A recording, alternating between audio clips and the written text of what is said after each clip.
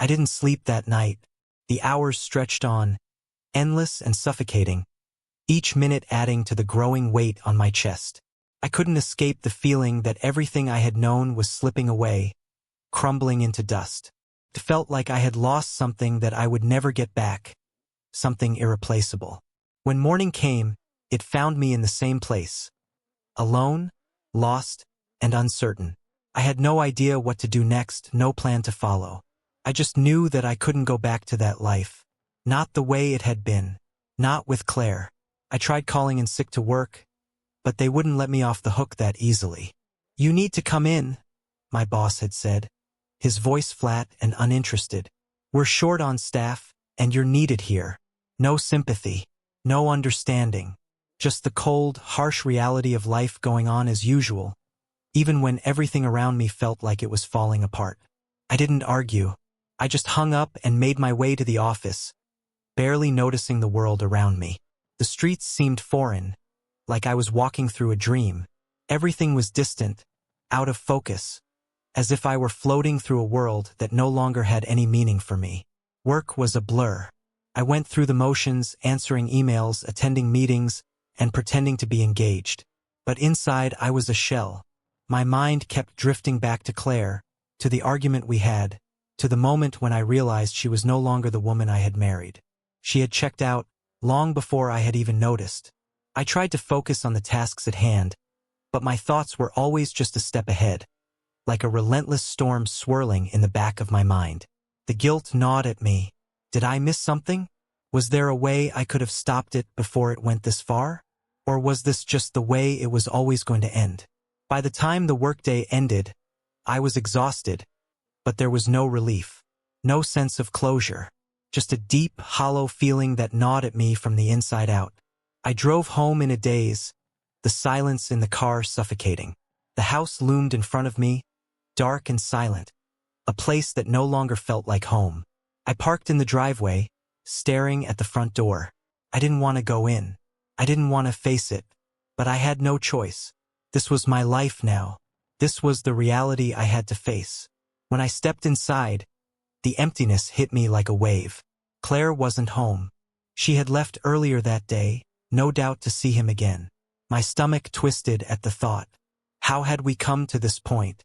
How had I allowed myself to become so blind to everything that was happening right under my nose? I dropped my bag by the door and walked into the living room. The space felt so much smaller now, as if the walls were closing in on me. I sat down on the couch, staring at the empty space across from me, where Claire used to sit. The silence was deafening. I didn't want to feel sorry for myself. I didn't want to wallow in self-pity, but it was hard not to. Everything I had built, everything I had believed in, seemed like a lie now. I had invested so much of myself into this marriage, only to watch it disintegrate before my eyes. I reached for my phone, not sure what I was hoping to find. Maybe some kind of answer, some way to make sense of it all. But there was nothing. Just more unanswered texts from Claire, more pleading messages, more reminders of the life we used to have. "Can we talk?" she had written. "I'm sorry. I never meant for it to get this far." I didn't know how to respond. What was there to say? What was there to fix? The trust had been shattered. The foundation of our relationship crumbled. I could see now that I had been living in a fantasy, thinking that everything would somehow work out. But the truth was clear. It was over. I turned my phone off, not wanting to hear from her anymore. Not tonight. Not while I was still so raw, still so consumed by the pain of it all. Instead, I stood up and walked into the kitchen, grabbing a bottle of whiskey from the cabinet. I didn't care anymore. I needed to numb the pain, even if only for a little while. I poured myself a glass, the amber liquid swirling as I stared at it, lost in thought. I didn't drink to escape. Not exactly. It wasn't about forgetting. It was about shutting off the thoughts, silencing the voices that kept telling me I had failed, that I had let her slip away. The alcohol burned as it went down, but it felt like a small relief. For a brief moment, I didn't feel the weight of the world pressing down on me. For a moment, I could breathe. I took another drink, then another until the bottle was half empty. By the time I finished, The world felt like it had slowed down, the edges of everything softening. I didn't care anymore. I didn't care about Claire. I didn't care about the house. I didn't care about anything. But in the back of my mind, there was a nagging thought, a question I couldn't escape. What was I going to do now? What came after this? Was I doomed to live in this constant state of uncertainty? Or was there a way out? Could I rebuild my life? Or had I already wasted too much time? I didn't have the answers, and maybe I never would. But for now, I let the alcohol take the edge off, letting the silence and the darkness wash over me. Tomorrow could wait. The next few days blurred together, each one passing in a haze of numbness and confusion. Claire's absence became more noticeable, but also more bearable. Her empty presence in the house, the absence of her angry remarks and sulking silences, somehow made the space feel quieter, more peaceful. The absence was its own kind of relief, and I found myself oddly grateful for it. I tried to focus on work again, but it felt like I was moving through the motions with no real purpose. Every time my phone buzzed, my heart skipped, only to sink when I saw it was a message from Claire. It was always the same. "I miss you. Can we talk?" I never meant for things to go this way. Each time, I'd ignore them, burying myself in whatever I could do to keep my mind distracted. The more I pushed her away, the clearer it became to me that I was done. Done with the lies. Done with the pain. Done with trying to pretend that everything would be fine when it was clear that nothing ever would be again. But as much as I convinced myself that I was better off without her, there was still a flicker of doubt. What if I was making a mistake? What if, in my anger, I was throwing away something that could still be saved? Those questions lingered in my mind, but they were distant, irrelevant. I had to remind myself that she had made her choices. The trust had been shattered beyond repair. There was no going back. It was Friday when the next surprise came. I had just finished dinner, barely able to choke down the food, when I heard a knock at the door. My first instinct was to ignore it, to pretend I wasn't home, but something in me made me stand up and answer it. When I opened the door, I was met with a sight I wasn't expecting. Claire stood there, looking just as tired as I felt, but her eyes were red. She had been crying, and the moment I saw that, I knew it wasn't just guilt she was feeling. She was desperate. Desperate for something, reassurance, maybe, or forgiveness. But what for? For everything? For nothing? "Can we talk?" she asked, her voice fragile, almost breaking. I hesitated. The last thing I wanted was to get dragged back into the same endless cycle of arguments and half-hearted attempts at reconciliation. But I couldn't bring myself to turn her away completely. Not yet. I stepped aside, letting her in, though every part of me screamed that this was a mistake. She sat down on the couch, her posture slouched, her hands fidgeting in her lap. There was an awkward silence between us, thick and heavy, and neither of us knew how to break it. I waited for her to speak first. She had to. She was the one who had broken everything, after all.